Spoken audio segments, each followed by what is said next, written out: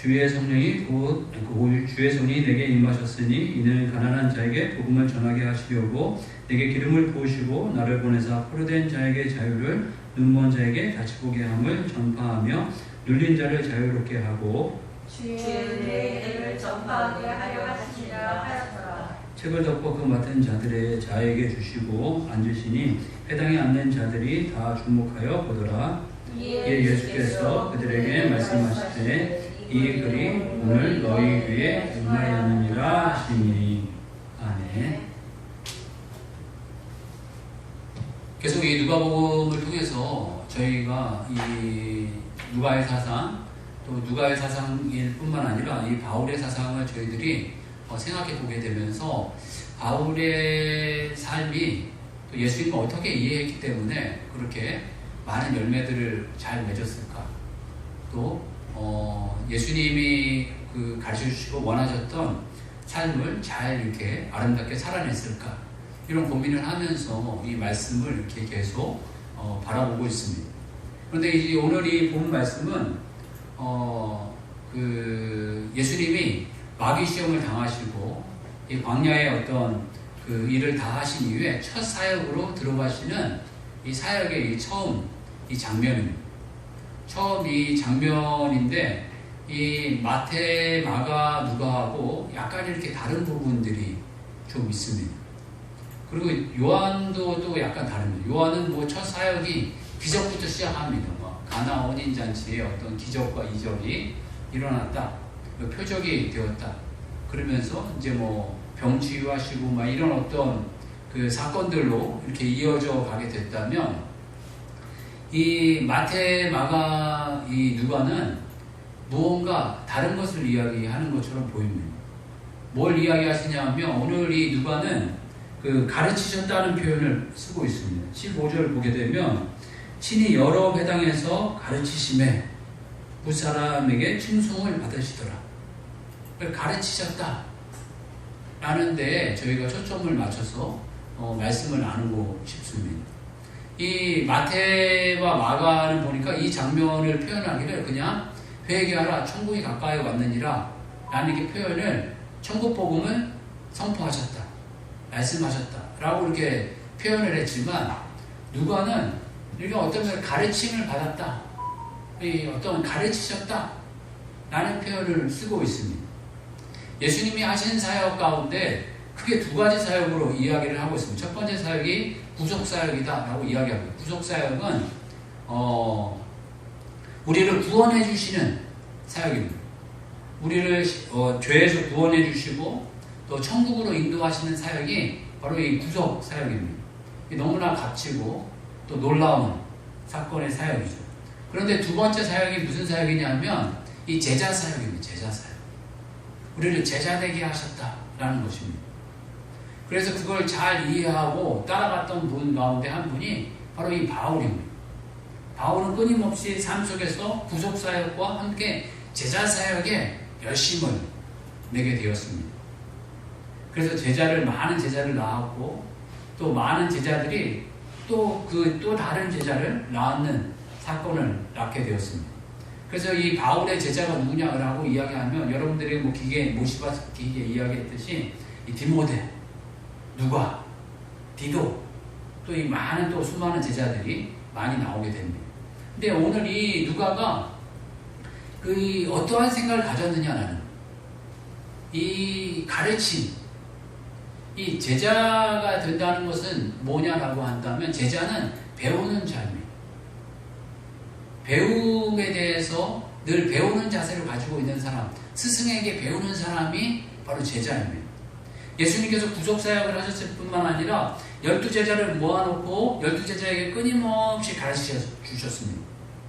그리고 이 3년간 끊임없이 가르치신 다음에 너희는 가서 모든 민족을 제자를 삼아, 그러니까 제자 사역을 하라는 것입니다. 우리가 이 땅에 예수님 닮는다는 거, 신앙생활을 한다는 건 한마디로 예수 믿고 천국 가는 거에서 끝나는 것이 아니고, 거기에서 더 나아가 주님을 닮고 주님의 뜻을 이루기 위해서는 제자 사역을 해야 됩니다. 내가 끊임없이 제자가 되고 또 제자를 삼는 일을 하는 것이 가장 행복하고 인생에 가치 있고 아름답고 능력이 있는 길입니다. 여러분 이거 믿으시나요? 이 제자의 길을 걸어간다는 거 쉽지 않습니다. 정말 쉽진 않은 길인 것 같습니다. 끊임없이 저 자신도 돌아보게 되면 한 20여 년을 제자의 삶을 살아야겠다고 끊임없이 이렇게 걸어왔지만 걸어오게 돼서 열매를 많이 맛보기도 하고 또 열매를 풍성하게 누리기도 했지만 또 지금 또 열매가 없는 시간이 있고 또 그렇지만 또 하나님께서 열매를 또 주실 그 때를 기다리면서 끊임없이 준비하는 것 가운데 하나가 뭐냐 하면 제자 사역입니다. 끊임없이 제가 공부하고 또 준비하고 또 방향성을 맞추고 재조정해보고 이런 부분 가운데 하나가 이 제자 사역입니다. 제자의 특징은 배우는 겁니다. 배우는 자. 가르침을 받는 자가 되는 것입니다. 인간은 이 세상에 누구에게나 가르침을 받아야 됩니다. 가르침을 받아야 된다는 것을 깨닫는 것이 참으로 그 지혜입니다. 이 세상 속에서 많은 사람들이 이 믿지 않는 사람들도 잘 가르침을 받아야 된다라는 생각을 가지고 있습니다. 그래서 자녀를 잘 양육하기 위해서 참으로 많은 애를 쓰고 어떻게 하면 자녀를 잘 양육할까 고민하면서 좋은 교육을 받기 위해서 또 좋은 교육을 시켜주기 위해서 다양한 방법으로 애를 씁니다. 그래서 이 아이들이 얼마나 어떻게 잘 성장할까 또 이 아이들의 꿈을 어떻게 잘 펼칠까 이런 고민들을 늘 하면서 우리가 양육을 하고 가르치고 있습니다. 이 제자 사역의 이 특징은 이 가르침이라는 것 그리고 이 배움이라는 것 저희들이 잘 배우는 그런 자세를 가지고 또 훈련하고 또 이 신앙생활 하시길 주님 축복합니다. 그래서 배우는 자세를 잃어버리면 안 됩니다. 늘 배우는 모습이 필요합니다. 그리고 가르침의 최고의 가르침은 이 배움의 최고의 어떤 그 배움은 이 가르칠 때 내가 배우는 것입니다. 끊임없이 내가 잘 배우는 그 어느 일정 기간은 배움의 자세를 끊임없이 배워야 되지만 그 배움이 어느 정도 끝났을 때에는 가르치면서 배우는 것입니다. 누군가를 양육하면서 누군가를 도우면서 내 자신이 끊임없이 성장해 가시는 것입니다. 인생을 살아갈 때 보게 되면 이 부부가 함께 지내는 것도 좋지만 부부가 함께 지내는 걸 넘어서 자녀를 양육할 때에 점점점 그 사람이 성장한다 라고 이야기를 합니다. 그리고 자녀가 점점점 많아지면 더 성장한다 이야기합니다. 자녀가 하나 있을 때 성장하는 것보다 둘이 있을 때 성장하는 게 다르고 또 셋이 있어서 성장하는 게 다르다 라는 이야기를 하십니다. 우리는 끊임없이 배우는 자의 자세를 가져야 되고 배우는 자세를 뿐만 아니라 나중에는 배움이 어느 정도 되었을 때에는 가르치면서 배워야 합니다. 이게 성경적인 원리고 이 복음의 원리입니다. 예수님께서도 이 땅에 이 바울이 바라봤을 때는 주님은 가르치시는 사역에 가장 우선순위를 많이 뒀다. 또 이 사역에 어떤 가치를 많이 뒀다. 라는 표현을 맨 처음부터 이야기를 하고 있는 것입니다. 예수님께서 그 보내신 사역 가운데 시간을 가장 많이 투자한 것은 어떤 부분에서 이 많은 사람을 치유하시는 사역에 많이 투자를 했다. 라고 이야기도 많이 합니다. 그런데 예수님께서는 그 후반부 가다 보면 이 가르치시고 또 온전케 하시고 또 제자의 사역에 이렇게 집중하시면서 이 어떤 제자를 가르치신데 더 어떤 가치와 소중함을 더 많이 주셨습니다. 그래서 우리가 가르침을 받는 것에 대해서 좀 적극적이고 또 이 가르침을 받는 것에 대해서 열린 마음으로 이 배우는 자세가 늘 있어지기를 주의 이름으로 축복합니다. 잘 가르침을 받고 또 배움의 가르침으로 나아가는 삶이 되기를 바랍니다. 그런데 이 배움에 대해서 최고의 배움은 예수 그리스도에 대한 배움입니다. 그 하나님의 말씀의 진리에 대한 배움입니다. 하나님의 말씀에 대한 이 진리는 어떤 분이 많이 성경을 읽는다고 깨달아지는 건 아닙니다. 이 앞선 자에게 또 배우고 또 가르침을 받고 또 훈련하고 또 이런 어떤 분위기와 이런 부분들이 많이 필요합니다. 어떤 면에서 이 가르침을 받는다는 것은 이 분위기가 참 중요합니다. 자기가 어떤 학교 출신이냐에 따라 가지고 그 학교 출신에 대한 어떤 이게 자부심과 분위기가 있듯이 이 어떤 부분에서 이 교회도 이 가르침에 대한 부분, 이 배움에 대한 부분이 분위기가 잘 조성되어져야 합니다. 저희 교회가 그런 분위기가 잘 조성되기를 기도하고 있습니다. 점점 배움에 대해 열린 마음이 있고 또 가르침에 대해 열린 마음이 있어서 잘 배우고 잘 가르치고 또 이 하나님의 말씀의 진리됨을 저희들이 확고하게 드러내고 확신하고 또 그 믿음 안에 구하는 그런 어떤 배움이 있기를 바랍니다. 그리고 두 번째로 이 바울이 이 본 말씀에서 예수님에 대해서 예수님을 잘 가르쳐 주신 분이다 라고 이렇게 생각을 했지만 다른 복음에서 또 이렇게 기록하지 않았던 부분들을 이야기하고 있는데 그게 뭐냐 하면 말씀을 성취하신 분이다 라고 표현하고 있습니다. 우리 18절에서 21절까지 다시 한번 읽어볼까요? 같이 한 절씩 교독 다시 한번 해보겠습니다. 제가 먼저 하겠습니다. 18절에서 21절 말씀입니다. 주의 성령이 내게 임하셨으니 이는 가난한 자에게 복음을 전하게 하시려고 내게 기름을 부으시고 나를 보내사 포로된 자에게 자유를 눈먼 자에게 다시 보게 함을 전파하며 눌린 자를 자유롭게 하고 주의 은혜를 전파하게 하려 하였더라. 책을 덮어 그 맡은 자에게 주시고 앉으시니 회당에 있는 자들이 다 주목하여 보더라. 이에 예수께서 그들에게 말씀하시되 이 글이 오늘 너희 귀에 임하였느니라 하시니. 아멘. 이게 이사야서 61장 1절 말씀을 예수님께서 인용하셨는데 우리가 구약의 말씀은 오실 메시아에 대한 예언이다 라고 표현하고 있습니다. 예수님은 구약의 말씀이 구약 말씀 그 자체로 중요한 것이 아니라 나에 대해서 증거하는 것이다.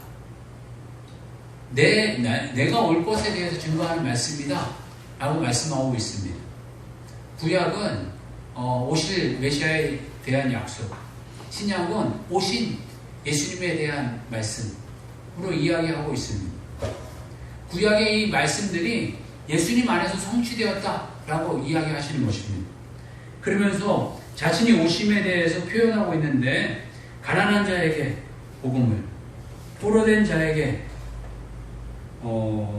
자유를, 눈먼 자에게 다시 보게 하며 눌린 자를 자유롭게 하고 라고 이렇게 표현하고 있습니다. 그리고 주의 은혜의 해를 전파하게 하려 하십니다 라고 이렇게 표현하고 있습니다. 그러니까 예수님께서 이 땅에 오심이 가난한 자에게 복음이 되어져 가고 또 포로된 자에게 자유를 주고 눈먼 자를 다시 보게 하고 눌린 자를 자유롭게 하는 사역이다 라는 것입니다. 그리고 주의 은혜의 해를 전파하게 하려 하십니다 라고 표현하고 있는데 주의 은혜의 해를 전파하게 하라 라고 이런 표현은 희년이다 라고 표현하고 있습니다. 이 이스라엘 사람들은 희년이라는 것이 있어서 이 희년이 되면 이 모든 것을 원상회복하는 해입니다. 이 자기의 어떤 토지들을 이 49년 동안은 사고팔 수 있습니다. 그러나 50년째가 되어져 가는 이 해에는 희년이라고 해서 모든 것을 다 원상회복시킵니다. 토지를 사고 팔았던 것들을 원래 그 지파에 따른 그 각 지파로 다 나누어주고 각 지파의 주인으로 다시 그렇게 회복시키는 그런 시해를 희년이다 라고 이렇게 표현합니다. 그러니까 예수 그리스도께서 이 땅에 오신 것이 이 인간을 원래의 상태로 회복시켜 놓는다 라는 것입니다. 우리가 죄악에 물든 우리를 원래의 상태로, 온전한 상태로, 의로운 상태로 회복시켜 주시고 완전한 회복을 해 주시는 그 예수님이 이 땅에 오신 이유고 근본 이유고 또 목적이다라는 것을 말씀해 주시고 계십니다. 예수님이 이 땅에 구약의 말씀을 성취함으로 오셨습니다. 그리고 구약의 말씀이 또 신약의 이 말씀이 우리의 이 현 시대에 성취되어지고 우리의 삶 가운데 성취될 것을 우리들에게 약속하시고 보여주신 것입니다. 우리가 이 말씀을 대할 때 이 말씀이 2000년 전의 말씀이 아니고 혹은 3000년, 4000년 전의 말씀이 아니고 예수 그리스도를 통해서 나에게 이루어질 말씀이다. 그리고 나에게 이루어진 말씀이다. 라는 말씀으로 대하는 믿음이 또 대하는 마음이 있기를 주 이름 축복합니다. 아멘. 그럴 때 능력이 있습니다. 이 하나님의 말씀은 빨리 읽는 것도 좋고 반복해서 읽는 것도 좋고 또 많이 읽는 것도 좋고 신중하게 읽는 것도 좋지만 여러 가지 가운데 가장 좋은 것은 말씀을 한 말씀 깊이 있게 묵상해보고 이 말씀이 내게 주신 말씀으로 나에게 하신 말씀으로 받아서 내 삶 가운데 하나하나 극복해가는 또 내 삶 속에 하나하나 적응해가는 그런 모습으로 살아가는 저와 여러분 되시길 주의로 축복합니다. 아멘. 제가 가끔씩 그 인터뷰 기사 같은 걸 참 좋아하는데요. 특히 그 뭔가를 이룬 분들이 있잖아요. 어떤 사회에서 좋은 일을 했다라든가 또 소위 성공했다라든가 이런 분들의 인터뷰 기사가 나오면 되도록이면 그분들의 인터뷰 기사를 읽어보든지 들어보려고 하는 마음이 있습니다. 근데 마켓컬리를 한 그 여자분이 있더라고요. 마켓컬리의 대표가 그 여자분이시던데 이름은 제가 잊어버렸어요. 김스라. 김스라. 예. 그 분인데 참 똑똑한 분이시더라고요. 뭐 중고등학교를 아주 잘 나왔고 뭐 민사고에 수석 입학 이렇게 하셨다고 이야기하고 또 외국 대학도 이렇게 잘 나오셨는데 외국 대학도 보니까 이 대학교라고 그래가지고 대학원에서 배울 걸 대학에서 다 배워버리는 그런 이제 대학을 나오신 분이신데 그분이 인터뷰 기사를 이렇게 하게 되면서 그런 이야기를 하시더라고요. 자기의 삶을 이렇게 돌아보게 될 때, 뭐 하루하루 혹은 1년에 한 번씩 자기가 자기 삶을 돌아보게 되면서 0.1%만 성장하자. 라는 게 자기 삶의 이렇게 모토였다. 또 부모님이 그렇게 가르쳐 주셨다라고 이야기 하시더라고요. 그래서, 너무 이렇게 욕심내지 말고 자기의 삶을 이렇게 쭉 돌아보게 되면서, 자기의 삶 가운데 0.1%만 성장하자. 이런 어떤 그 마음으로 자기의 삶을 가꿨다 이런 이야기를 하시더라고요. 이 진리 대신 이 말씀을 가지고 저희들이 하나님께서 우리들에게 어려운 것만 또 불가능한 것만 우리들에게 이야기하시지 않으셨습니다. 이 하나님의 말씀은 진리 대신 이 말씀은 우리의 삶 가운데 잘 적용할 수 있도록 또 적용할 수 있는 길을 또 적용할 수 있는 마음을 우리들에게 보여주고 계십니다. 이 진리 대신 이 말씀 안에서 우리가 잘 묵상하고 적용하면서 그냥 0.1%만 더 닮아가자. 조금만 한 걸음만 혹은 반 걸음만 닮아가자. 이런 마음으로 이 말씀을 접하고 또 진리 되신 말씀을 하나님 우리의 삶 가운데 적용해내는 삶이 되기를 주님 축복합니다. 그러나 또 이 말씀을 이 증거하게 되었을 때 이 세 번째로 또 우리들이 가르쳐 주시는 이 말씀은 긍정하는 사람이 있고 부정하는 사람이 있었다라고 표현하고 있습니다. 이 후반부 보게 되면 이 예수님께서 이렇게 말씀하시고 이 증거했는데 위에 이 처음 보게 되면 15절 말씀에 못 사람이 사람에게 칭송을 받으시더라 이렇게 표현하고 있습니다. 한마디로 많은 사람들이 맞습니다. 예 그렇습니다. 예 진리입니다. 하고 크게 감동을 받았지만 이 후반부 보게 되면 거부합니다. 그리고 예수님은 심지어 죽으려고 합니다. 우리 29절 말씀 볼까요? 29절 말씀 같이 읽겠습니다. 시작. 일어나 동네 밖으로 쫓아내어 그 동네가 전선된 산 낭떠러지까지 끌고 가서 밀쳐 떨어뜨리고자 하되 낭떠러지에 떨어뜨려서 예수님을 죽이려고 했다는 거예요. 이 세상 사람들 보게 되면 또 이 말씀을 증거하게 되면 긍정하는 사람이 있는 반면에 반드시 또 부정하는 사람이 있습니다. 거부하는 사람이 있습니다. 뭐 그 이유는 뭐 여러 가지가 있겠지만 이 세상 속에 진리의 이 복음이 들려지는 때가 있고 들려지지 않는 때가 있다는 겁니다. 우리가 알 수 없는 부분이기도 하고 또 사단에 사로잡혀서일 수도 있고 들려지는 것이 은혜입니다. 많은 사람들이 또 그렇게 이야기하죠. 너 봤어? 보이지 않는데 어떻게 알아? 라고 이렇게 생각을 하기도 하고 자기의 어떤 생각과 경험과 사상에 막혀가지고 이 복음이 안 들리는 경우가 있고 또 지혜가 없어서 지식이 없어서 복음이 안 들리는 경우가 있습니다.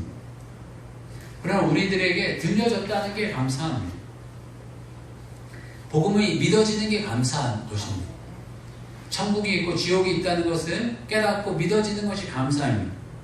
우리 예수 그리스도 안에 새 생명이 있고 내가 새 피조물이 되었고 내가 중생하였고 또 예수 그리스도 안에서 우리가 모든 죄가 씻어지게 되었고 우리가 죄인이었지만 주님 앞에 회개하고 주님 앞에 회개하면 용서해 주시고 우리를 품어주시고 또 새롭게 하신다는 것이 감사하고 또 예수 그리스도 안에서 우리를 이제는 자녀 삼아 주시고 상속자가 되게 하시고 또 이제는 죄의 종노릇 하지 아니하고 의의 종으로 하나님의 종으로 살겠다는 결단의 마음이 있다는 것이 감사한 것입니다. 우리가 이 세상 속에 복음의 길, 또 의의 길이 있지만 믿는 사람이 있고 믿지 않는 사람이 있습니다. 받아들이는 사람이 있고 받아들이지 않는 사람이 있습니다. 어떤 부분에서 이거는 자연스러운 또 하나의 현상이 아닌가 싶습니다. 그러한 일들 가운데 저희들이 복음의 굳건하게 서서 진리의 굳건하게 서서 가르침을 잘 받고 또 잘 가르치는 자가 되기를 원하는 모습이 예수님의 모습이고 또 바울이 깨닫는 모습입니다. 그래서 바울은 이 세상 가운데 이 믿지 않는 사람들에게 두려워하지 않고 발에 먼지를 털어라. 그런 사람들에 의해 신경 쓰지 말라는 거죠. 어떤 면에서 바울이 복음을 전했는데 그냥 거부하는 거에 그치지 않고 그 수많은 고통을 당하지 않았습니다. 태장에 맞기도 하고 감옥에 갇히기도 하고 조롱을 당하기도 하고 수많은 핍박을 당했음에도 불구하고 그럼에도 불구하고 이 복음은 예수 그리스도 안에서 우리들에게 새 생명을 주신다. 하나님의 말씀은 진리다. 라는 것에 대해서 변함없이 사람들에게 증거하고 이 복음을 심어주고 가르치는 데에 힘과 열정과 온 삶을 다 드렸습니다.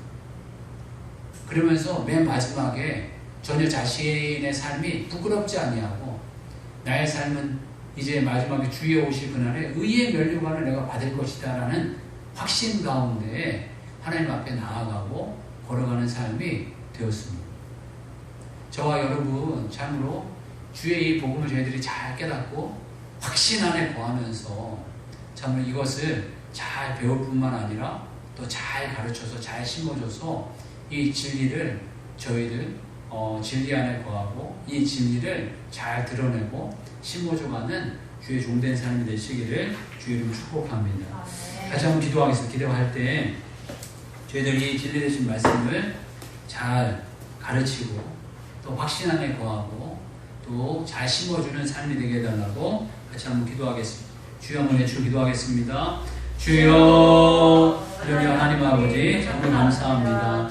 이 미련한 인생을 참으로 주님께서 불러주셔서 하나님의 자녀의 길을 걸어가게 하여 주시니 참으로 감사합니다. 주님 은혜의 길을 걸어가게 하여 주시니 감사합니다. 주님 원하시는 것이 무엇인가 주님이 알게 하여 주시고 참으로 주님의 뜻하신 것이 무엇인지를 잘 알기를 원합니다. 복음의 확신에 거할 수 있도록 인도하여 주시기 원합니다. 하나님의 진리되신 말씀에 확신에 거할 수 있도록 인도하여 주시옵소서. 그리고 저희 삶에 잘 물건되어서 저희들의 삶을 잘 적용하여서 이 진리되신 말씀을 잘 드러내는 인생이 되게 하여 주시고 잘 가르치는 삶이 될 수 있도록